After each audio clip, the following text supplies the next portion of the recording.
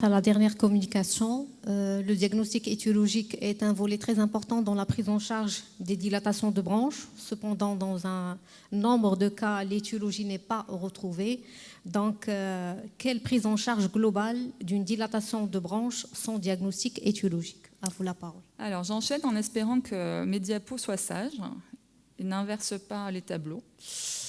Alors, en arrivant, Naïma m'a dit on a envie de promouvoir des recommandations sur les bronchectasies au Maroc. En France comme en Europe, les dernières recos datent de 2021 et ont été concomitantes. Je vais plus vous parler des recommandations du PNDS français, mais qui est quasiment aligné sur les recommandations de l'ERS. Alors, introduction, c'est quoi une DDB sans diagnostic étiologique ? Donc voilà, vous a déjà présenté ce joli diagramme issu du PNDS. En fait, c'est quand on a éliminé tout le reste. Et effectivement, la muco, la DCP, les déficits immunitaires, les séquelles d'inhalation, de tuberculose ou post-infectieuse. Et je ne vais pas vous lire toutes les étiologies, elles sont notées là. Mais vous voyez qu'il y a un certain nombre de choses à éliminer avant de dire que des DDB sont idiopathiques. Ça doit être déjà votre premier travail. Alors, quel bilan étiologique? Peut-être vous citez ce qu'on doit faire chez tous les enfants, un ECBC, une EFR en fonction de l'âge et éventuellement une mesure du NO nasal, si vous en disposez, le test de la sueur, bien évidemment, une consultation ORL pour voir s'il y a une atteinte ORL associée, un bilan immunitaire adapté en fonction de l'âge, notamment une NFS, un dosage pondéral des immunoglobulines et des sous-classes, un typage lymphocytaire, des sérologies vaccinales et la sérologie VIH, et une endoscopie bronchique et un LB1. Le reste des examens dépendra du contexte, que ce soit pour études génétiques du CFTR, brossage ou biopsie bronchique, test approfondi immunitaire, de l'exome, des bilans d'auto-immunité, exploration de l'inhalation, échographie cardiaque ou exploration d'une tuberculose. Ça, c'est dans un second temps. Alors, la prise en charge médicale, il y a deux pans. Le premier pan, c'est tout ce qui est drainé pour renforcer nos bronches. Et le deuxième pan, c'est de donner plein d'antibiotiques pour tuer toutes les bactéries. Finalement, vous allez voir, c'est très, très simple. Donc, le drainage bronchique, gardez en tête que quand même la mesure la plus efficace, c'est la toux. Ça peut paraître très bête, mais c'est quand même un bon début. Mais tous les enfants, malheureusement, ne sont pas capables de tousser. Dans les DDB idiopathiques, il y a un certain nombre d'enfants, soit parce qu'ils sont tout petits, soit parce qu'ils ont des pathologies neurologiques associées ou neuromusculaires, qui ne vont pas être capables de tousser de manière efficace. Et c'est là où on est un petit peu embêté.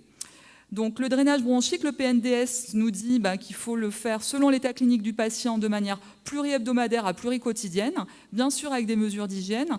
Les techniques les plus utilisées sont les techniques manuelles, la PEP oscillante, la spirométrie incitative, l'exercice physique et également le réentraînement à l'effort chez les plus sévères. Alors ça, c'est l'algorithme de drainage bronchique de l'ERS qui décline en fonction de l'âge tout ce qui est possible. Alors moi, j'ai essayé de vous montrer ce qu'on fait dans mon centre. Dans mon centre, on distingue les enfants qui sont coopérants de ceux qui ne sont pas coopérants. J'ai mis avec un petit poumon vert ceux qui coopèrent. Et finalement, il y a des techniques respiratoires, notamment drainage autogène et exercice physique qui sont accessibles à tous. Des techniques manuelles où là, il faut disposer d'un kiné. On utilise essentiellement les accélérations de flux expiratoire, mais également d'autres techniques. Et des techniques instrumentales, certaines peu coûteuses, on va le voir, et d'autres très coûteuses, notamment Simeox, Percussionnaire, Cough Assist, The Vest, etc. Chez les enfants qui ne sont pas coopérants, on est beaucoup plus limité. Les techniques respiratoires avec coopération, on ne peut pas faire. On peut faire des techniques manuelles, mais pas toutes. Et sur les techniques instrumentales, certaines, ils ne sont pas accessibles aux enfants peu coopérants, mais d'autres, oui, notamment les inexiflateurs comme le Cough Assist, l'IPPV avec le percussionnaire ou les dispositifs externes comme The Vest. Alors, la pression expiratoire positive, on peut la faire maison avec une bouteille d'eau et une petite paille. Ça ne coûte pas cher, ça ne coûte rien du tout. Et ça peut rapporter gros. Après, il existe des dispositifs de PEP oscillante qui sont encore plus efficaces, notamment Gelomuc, Acapella, Flutter, Aerobica. On peut en trouver sur Amazon au prix d'environ 50 €. Ce n'est pas très onéreux. Et ils peuvent le faire tout seul à la maison, donc ça peut être assez intéressant. La spirométrie incitative, c'est encore moins coûteux. Les Triflo, les Voldin, ça coûte une quinzaine d'euros. Et ça peut permettre également de faire bouger les sécrétions et de faire du recrutement alvéolaire. Là, par contre, on rentre dans des dispositifs beaucoup plus coûteux. Le Simeox, c'est le dernier sorti. La technique, c'est une succession de dépressions négatives d'intensité croissante qui modifient les propriétés rhéologiques du mucus. Ça draine en profondeur, mais ça coûte la bagatelle de 6 000 €. Donc, ce n'est pas pour toutes les familles et toutes les bourses. Et ça s'utilise chez des patients qui sont capables de coopérer. Alors, The Vest, vous voyez, je vous ai mis une petite vignette verte et une petite vignette rouge, c'est-à-dire que c'est pour les patients qui coopèrent et ceux qui ne coopèrent pas. C'est très employé aux USA, parce qu'aux USA, ils ont finalement un système de couverture sociale qui n'est pas très bon, et le remboursement des kinés n'est pas évident, donc peu de kinés disponibles. Et par contre, la fameuse veste, c'est des oscillations et des percussions à haute fréquence externes sur la paroi thoracique par ce petit dispositif. Et il peut y avoir un coût à l'achat qui est quand même un petit peu plus faible, 2 000 €, et d'occasion, ça peut être encore moins cher. Et vraiment, dans les congrès, notamment à l'ATS, il y en a de partout. C'est franchement un dispositif qui est beaucoup utilisé là-bas.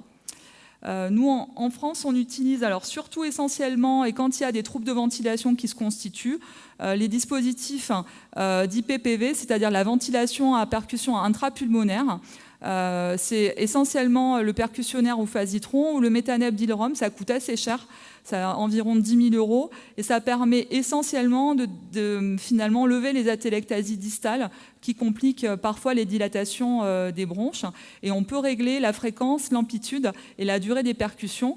Et c'est un dispositif hospitalier qui est vraiment très prisé chez nos patients porteurs de dilatation des bronches en phase d'infection respiratoire aiguë avec des troubles de ventilation associés.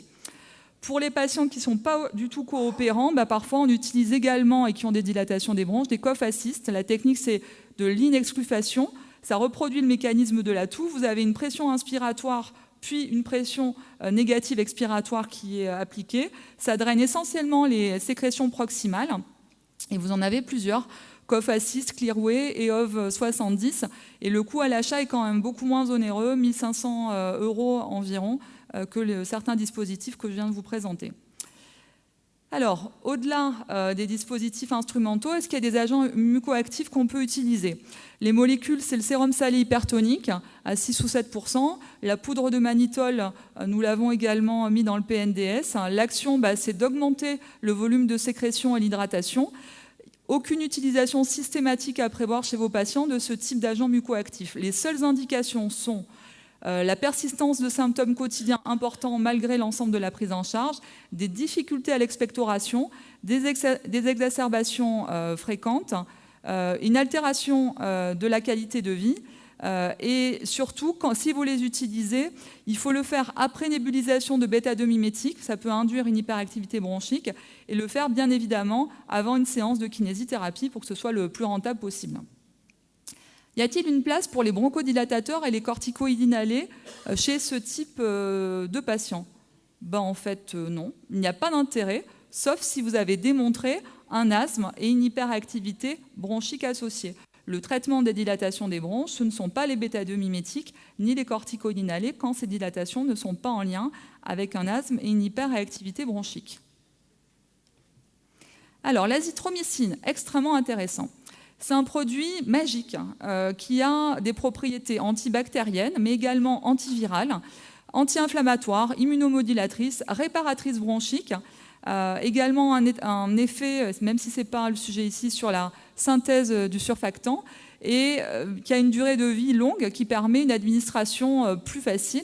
Et l'intérêt dans les dilatations des bronches va être que l'azithromycine diminue la fréquence des exacerbations. Donc franchement, une molécule qui permet d'agir vraiment au cœur de l'inflammation et également de la surinfection, mais c'est surtout l'inflammation et l'effet antiviral qu'il apporte chez ces patients. Alors les indications, tous les patients n'ont pas à être mis bien évidemment sur l'azithromycine. Ce sont les plus sévères, ceux qui font plus de 3 exacerbations par an ou qui ont eu des exacerbations qui nécessitent une hospitalisation. Le prérequis, notre PNDS français et les recommandations européennes ne sont pas alignés. En France, on recommande de faire un ECG préalable. L'ERS dit que ce n'est pas la peine. Et l'intérêt, c'est de calculer le QT corrigé. L'ERS préconise uniquement de faire un interrogatoire pour retrouver des antécédents de QT long congénital dans la famille ou d'arythmie ou de décès d'origine cardiaque non identifiée. En France, on a un accès peut-être plus systématique à l'ECG, donc on préfère le faire. Il faut faire très attention à vérifier les interactions médicamenteuses. Il y a beaucoup d'interactions de l'azithromycine, donc vous devez checker à chaque fois. Et dans l'idéal, je dis bien dans l'idéal, il vaut mieux éliminer une mycobactérie non tuberculeuse et faire un examen cytobactériologique des crachats complet avant de commencer un traitement par azithromycine. Le schéma posologique recommandé, c'est une prise dans la journée, 3 fois par semaine seulement. Donc ça, c'est très intéressant en termes d'observance. La dose, c'est une dose non pas antibiotique. Vous savez, la dose antibiotique de l'azithromycine, c'est 20 mg par kilo et par jour. Là, c'est la moitié, 10 mg par kilo et par jour, sans dépasser 500 mg. Et les galéniques, en France, nous avons des solutions buvables et des comprimés à 250 mg. La durée du traitement, elle est généralement de 1 an, ou séquentielle avec prise hivernale. Ce n'est pas très codifié. On n'a pas d'études pour nous dire quelle est la durée optimale. Le RS dit de se méfier quand on dépasse 2 ans de traitement. Pourquoi ? Il peut y avoir des effets secondaires immédiats, notamment digestifs, nausées et diarrhées, une sélection potentielle de bactéries résistantes. C'est embêtant quand il s'agit des mycobactéries non tuberculeuses. Des études qui rapportent une altération de l'audition et bien évidemment ce fameux allongement du QT où il faut faire attention avant la prescription. Alors le traitement des exacerbations, l'antibiothérapie doit être précoce, probabiliste visant le pneumocoque, l'hémophilus, la moraxelle, secondairement adapté à l'ECBC. La durée c'est 14 jours et en cas d'échec ou de sévérité, on hospitalise le patient et on le fait par voie intraveineuse. Sinon, de base, c'est un traitement oral qu'on propose. Quand on a une exacerbation, la kiné de drainage doit être quotidienne, voire pluriquotidienne. On peut proposer, si c'est sévère, de mettre des agents mucoactifs. La RH des NAS n'est pas recommandée en première intention. Le PNDS rapporte que ça peut être utile dans les télectasies avec une seule étude à la clé. Donc vraiment à prendre avec des pincettes. En cas de primo-infection apiocyanique, une éradication est proposée. Les modalités, vous les connaissez, c'est 2 semaines d'antibiothérapie Péros ou IV, c'est le plus souvent Péros, associé à une antibiothérapie inhalée, puis 3 mois par antibiothérapie inhalée avec contrôle de l'ECBC et si échec par voie intraveineuse. On propose essentiellement par voie orale les fluoroquinolones et les antibiotiques inhalés, la colistine et la nepsine. L'antibiothérapie continue, ça c'est aussi notre option, c'est quand on a un phénotype exacerbateur, plus de 3 exacerbations dans l'année. C'était souvent, c'était la seule chose qu'on pouvait utiliser avant que l'azithromycine soit reconnue dans cette indication. Et c'est essentiellement quand l'encombrement chronique impactait la qualité de vie. Ça pouvait être une antibiothérapie orale, et à l'heure actuelle, du coup, on le garde dans le cadre de RCP. 2 à 3 antibiotiques à utiliser de manière séquentielle tous les 10 à 15 jours, ajustés à l'ECBC, soit l'amoxicilline continue qui, à mon sens, a moins sa place. Et l'antibiothérapie nébulisée peut être utilisée également en continu quand il y a une colonisation apiocyanique. Attention au bronchospasme, les molécules tobramycine, colistine et astréonam, avec soit des systèmes poudre, soit des nébulisations. Les hémoptysies, il peut y avoir également des hémoptysies, elles sont quand même plus rares dans les DDB idiopathiques, encore que sur des déficits immunitaires, parfois l'atteinte peut être importante. L'antibiothérapie, c'est la première chose que vous devez mettre en place. L'hospitalisation est au cas par cas. Quand il y a simplement des crachats hémoptoïques, ce n'est pas la peine. Si c'est massif, il faut faire une embolisation. Et si c'est récidivant et de faible abondance, on peut proposer l'acide tranexamique, 20 mg par kilo et par jour, Péros ou IV. L'insuffisance respiratoire chronique, j'en parlerai pas. C'est vraiment exceptionnel quand c'est idiopathique. Il faut mettre de l'oxygène, ventiler, éventuellement transplanter. Mais dans les idiopathiques, c'est quand même la portion congrue. Les mesures associées sont importantes. Il faut faire une éviction des polluants extérieurs et intérieurs, notamment le tabac. Prendre en charge des comorbidités, asthme, allergie, affection aspergillaire, RGO, troubles de l'oralité, dénutrition, foyer infectieux ORL. Il faut proposer un vaccin antigrippal tous les ans. Et rappelez-vous, c'est 2 injections pour la primo-vaccination, en tout cas dans notre calendrier français, des moins de 9 ans. Et il faut proposer également la vaccination antipneumococcique polyosidique non conjuguée avec le vaccin 23 valent dès l'âge de 2 ans, en relais des vaccins type Prevnar 13. et à renouveler tous les 5 ans. Alors, petit point sur la prise en charge chirurgicale. L'indication, ça ne concerne qu'une minorité. C'est la dernière étape.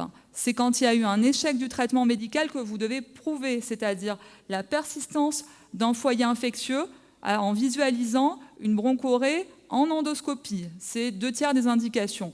Ou des hémoptysies récidivantes, c'est 1/3 à peu près des indications. Ça doit être absolument discuté en réunion pluridisciplinaire. En tout cas, c'est comme ça qu'on le fait en France.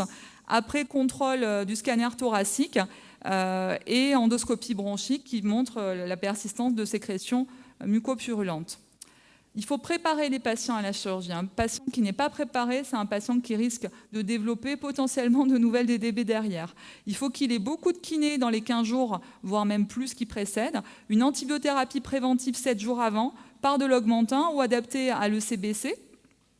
Il faut éliminer une pathologie virale le jour de l'intervention, c'est quand même mieux pour avoir des suites faciles. Peut-être éviter de la faire également en plein hiver, au cœur des infections hivernales.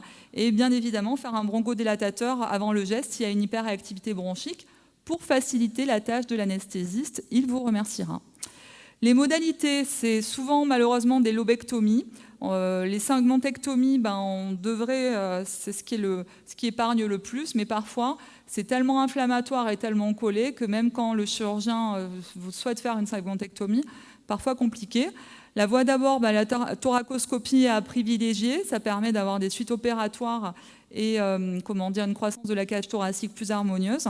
Les anesthésistes utilisent fréquemment des sondes d'intubation à double lumière pour éviter de noyer la zone d'aval par du mucus et doivent bien gérer la douleur post-opératoire parce qu'un enfant qui est douloureux en post-opératoire, il va risquer d'avoir une hypoventilation alvéolaire, de se surinfecter.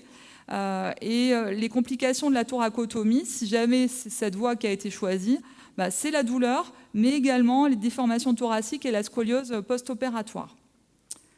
Le suivi, ces enfants, une fois qu'on les a brillamment traités, en évitant si possible de les opérer, il faut surtout les suivre. Donc je vais reprendre un petit peu ce que propose le PNDS, un suivi clinique à peu près tous les 6 mois. 3 mois, c'est quand c'est très sévère ou des enfants qui ont moins de 5 ans. Il faut faire des ECBC, en règle générale, on les fait tous les 6 mois et on demande aux familles de les faire quand il y a une exacerbation. Les critères de positivité, il faut les connaître. Tout ECBC n'est pas forcément à prendre. Il faut avoir une classe 4 ou 5, c'est-à-dire plus de 25 polynucléaires neutrophiles par champ et moins de 5 à 10 cellules épithéliales par champ.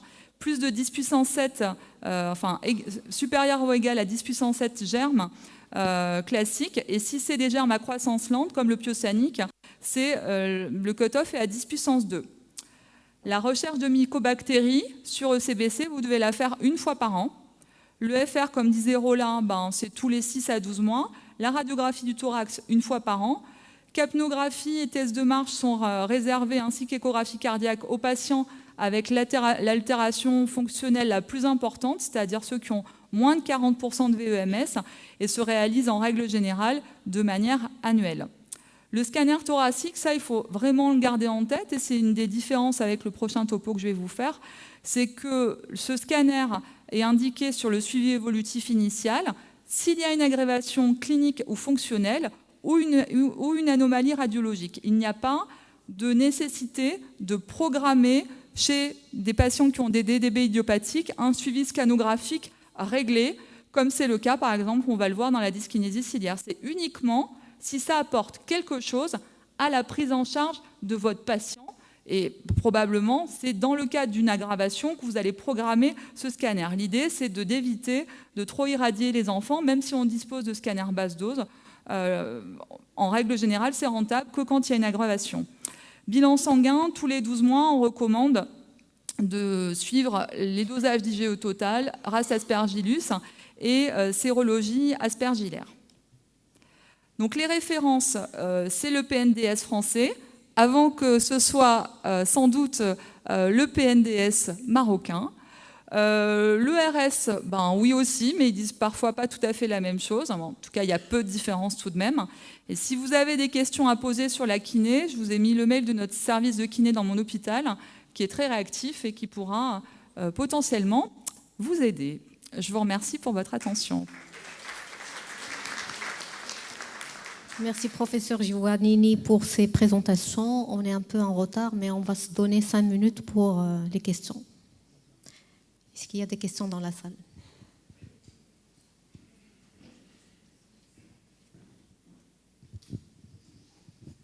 Je voulais justement revenir à la kiné. Oui. Des enfants de 7, 8, 9, 10 ans qui sont très bronchoriques, des bronchorées abondantes. Oui. Je ne pense pas que 3 séances de kiné par semaine va régler leurs problèmes.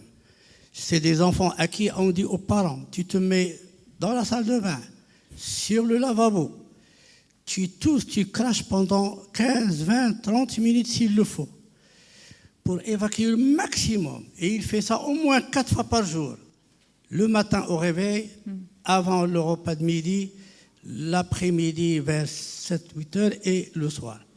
Et en plus les antibiotiques. Et c'est des enfants qui n'arrivent pas à s'en sortir. Alors les recommandations françaises n'indiquent pas de fréquence, parce que c'est de la médecine personnalisée. Je ne sais pas si vous avez ce type de bronchorée.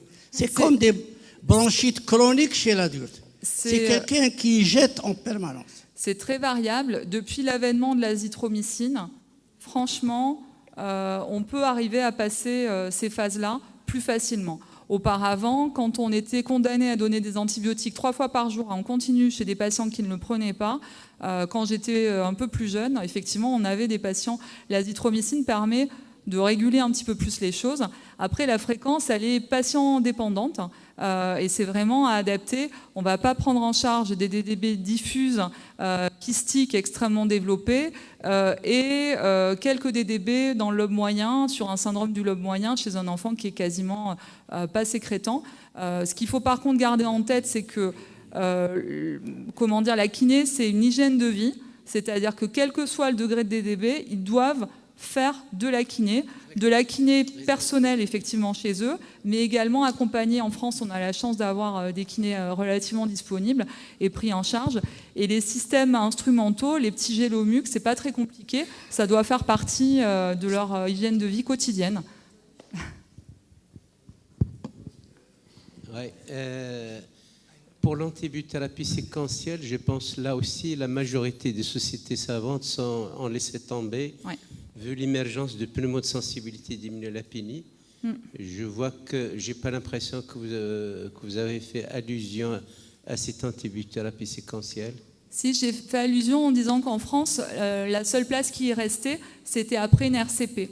Parce que justement, du fait de l'amélioration globale de la prise en charge des DDB, il y a 20 ans, on y avait recours très facilement, on n'utilisait pas l'azithromycine. Et maintenant, on essaye de limiter au maximum l'utilisation de l'antibiothérapie alternée séquentielle, mais bon, il y a quand même certains cas où on est obligé. Les gens sont en train de laisser de plus en plus le pneumo 23, vu le problème de la qualité des anticorps, plutôt de l'immunogénicité générée. Je pense qu'il y a tendance maintenant à aller d'emblée vers le conjugué. En fait, la vaccination et la prophylaxie font partie intégrante de la prise en charge de ces patients. C'est-à-dire que si vous vous contentez de faire de la kiné, de donner des antibiotiques et que vous ne les protégez pas contre les infections hivernales, virales et bactériennes, vous ne faites pas votre travail parce que c'est la succession d'événements infectieux indésirables et mal pris en charge, ou en tout cas plus difficilement traitable, qui va faire qu'à terme, vous allez avoir un adulte qui va avoir une altération potentielle de la fonction respiratoire. Donc, toute prise en charge vaccinale, dernier cri optimal, est à favoriser. Effectivement, ça bouge du côté du pneumocoque. Nos recos et ce qui est disponible en France à l'heure actuelle, c'est le pneumo 23. Et la vaccination antigrippale, on la promeut également de manière, cette fois-ci, annuelle. On a du mal. On le dit, mais la proportion de gens qui le font, même dans ces populations-là, c'est quand même pas évident. Professeure Isabelle Sermet. Oui, moi je voulais avoir ton avis sur la place de l'embolisation dans les hémoptysies sur DDB. Alors ça reste dans les DDB idiopathiques relativement exceptionnel. Il faut avoir un service d'embolisation réactif, compétent, chez parfois des tout petits. Il y a notre expérience sur des embolisations à Nice est plutôt positive, mais plutôt dans le cadre d'enfants un petit peu, comment dire, en tout cas bien pris en charge par ailleurs. Après, je pense que dans la mucoviscidose, vous avez une expertise qui est largement plus importante de embolisation versus chirurgie. Voilà. C'est ça, peut-être que quand même l'embolisation, si jamais on peut la faire, peut éventuellement retarder, ou en tout cas, enfin, je ne sais pas si c'est remplacer la chirurgie. Mais ça retarde la chirurgie. Après, c'est une procédure souvent d'urgence. L'embolisation, si quand ils sont en train de vraiment avoir une hémoptysie productive, c'est la procédure d'urgence pour éviter le plus possible d'avoir... en règle générale, c'est ce qu'on respecte, nous, comme protocole, hémoptysie, embolisation et si échec, chirurgie. Moi, j'ai une question pour Sosia, pour la radiologie. Qu'est-ce qu'il faut demander sur le banc du scanner quand on suspecte une dilatation de branche?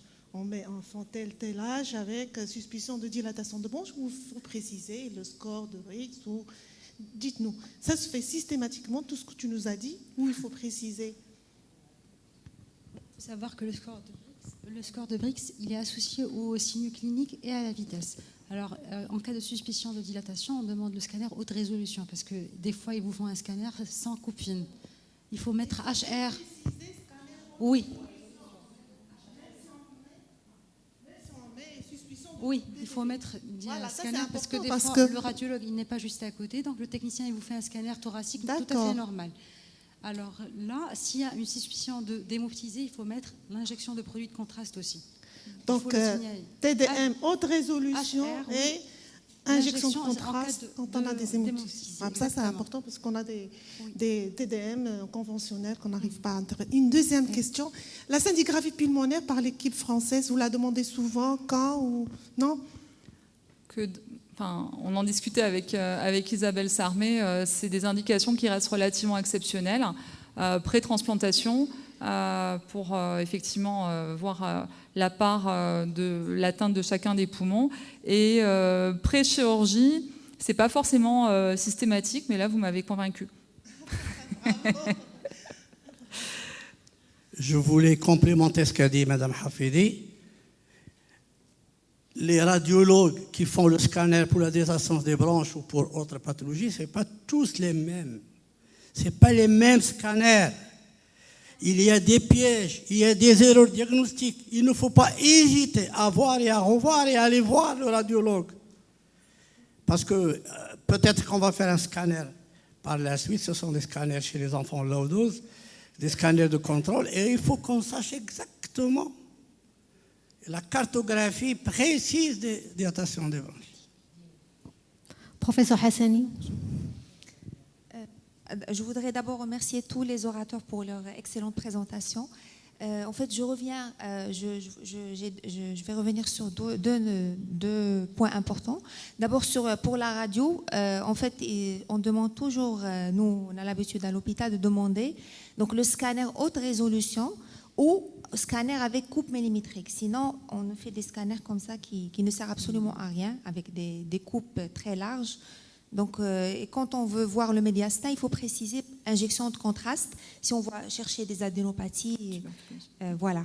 Alors, moi, je voudrais revenir sur l'importance de la kiné. Je pense que dans notre protocole national, on doit absolument insister là-dessus. Moi, je suis personnellement concernée pour mes patients mucos. Donc, au Maroc, j'ai vu il y a un panel de possibilités en dehors de la kiné faite par un kinésithérapeute, donc les possibilités instrumentales. Donc, on doit préciser, on doit faire notre protocole en priorisant les différentes méthodes. Donc, la veste, le gélomuc, exactement.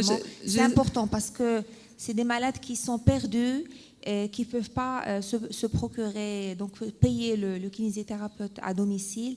Et donc, il faut absolument les aider par d'autres moyens. J'ai essayé de vous présenter un petit peu tout ce qui était possible, parce que je ne sais pas ce qui est disponible au Maroc avec à peu près les prix que j'ai pu retrouver.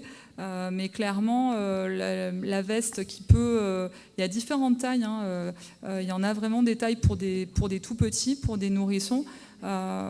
C'est probablement dans les pays qui n'ont pas accès à des kinés qui sont développés comme les USA, c'est ce qui est utilisé le plus facilement. Alors moi je l'ai essayé parce que je ne connais pas, en France on ne fait pas. C'est pas si désagréable que ça, c'est-à-dire que globalement la plupart des enfants peuvent s'y adapter. Après ça reste quand même onéreux. Les dispositifs de PEP maison, de spiro-incitative et de PEP oscillante, c'est beaucoup moins cher. Ça doit vraiment constituer la base de la kiné quotidienne. Voilà, comme se laver les dents, ça fait partie de l'hygiène d'un patient qui a des dilatations des bronches. Et les autres dispositifs, c'est quand même un peu plus pointu quand c'est plus sévère et à réserver aux patients qui peuvent du coup investir. Avant-dernière question, professeur Dini, et dernière question, professeur Amenzoui. Merci beaucoup. Juste un commentaire sur la veste, c'est vraiment ça n'est pas les voies distales. Donc, si on parle de muco, de dyskinésie ciliaire, avec une obstruction initiale des voies distales, c'est pas forcément le plus adapté. Donc, il faut vraiment voir en fonction des pathologies. Bonjour. Donc, c'était une matinée très riche. Merci pour tous les orateurs, les oratrices, les orateurs. Il y avait M. Habib aussi.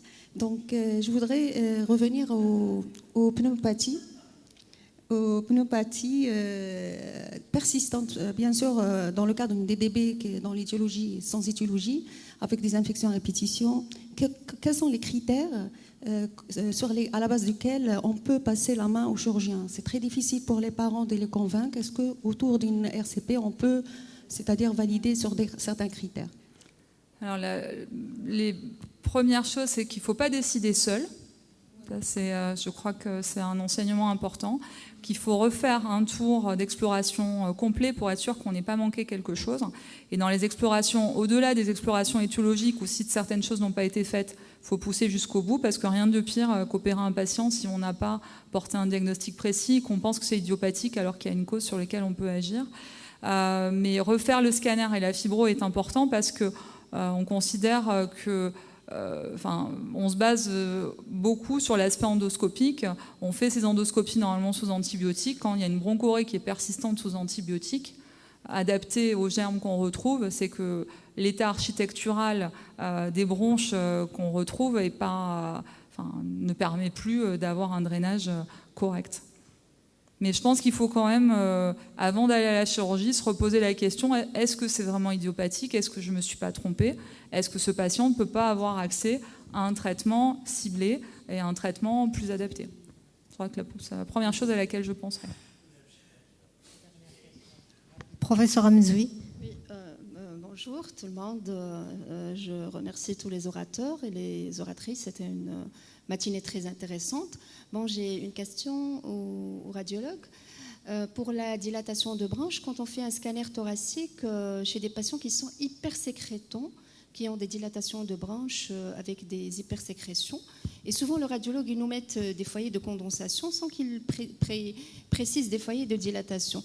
Faut-il faire cette thématique kiné respiratoire avant de faire le scanner thoracique pour mieux visualiser les dilatations de branches? Alors, non. Alors, normalement, non, parce que la dilatation de branche ou bien la bronchectasie, on arrivera à la voir au sein du foyer de condensation. Donc, s'il a beaucoup de sécrétion, on va plus avoir des impactions qui sont mucoïdes à l'intérieur.